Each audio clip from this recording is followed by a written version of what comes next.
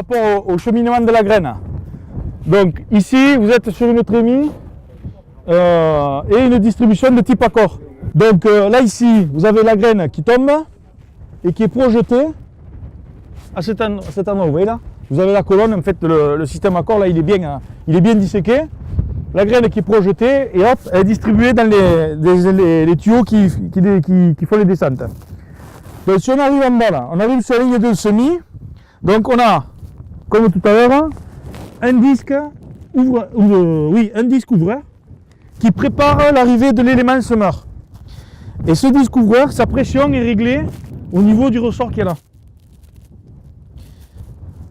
Donc, ce disque ouvreur, en théorie, s'il y a des déchets, s'il y a des débris plutôt, il faut qu'il les coupe, il va les couper, et en les coupant, il va favoriser le passage de la dent. Donc là, il y a la dent qui arrive ici, et c'est une dent, quand vous la regardez bien de plus près, qui est hantée. Et quand elle passe, la graine arrive, elle prépare la position de la graine arrive là. Sur le côté, vous avez une petite ouverture qui chasse l'air, et la graine tombe par gravitation. Voilà, elle est positionnée.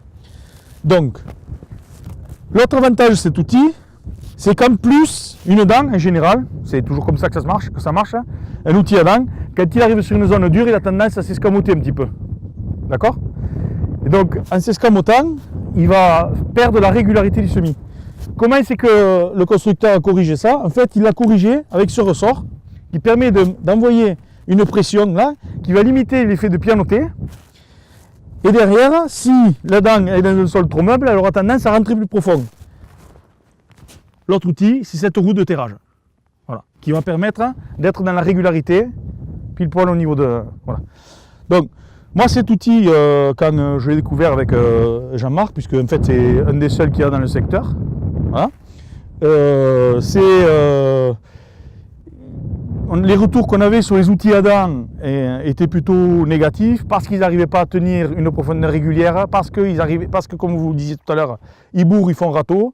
Nous, en 2010, on avait fait une démonstration avec l'association Occitane de conservation des sols et où on avait testé 12 machines.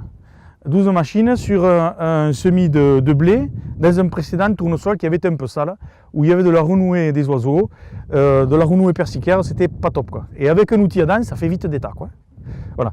Et donc certains outils de constructeurs canadiens qui étaient où il y avait peu de semoirs en France et le jour où on l'a eu, on était tout content, mais quand on a vu le travail, la sortie, on l'était moins.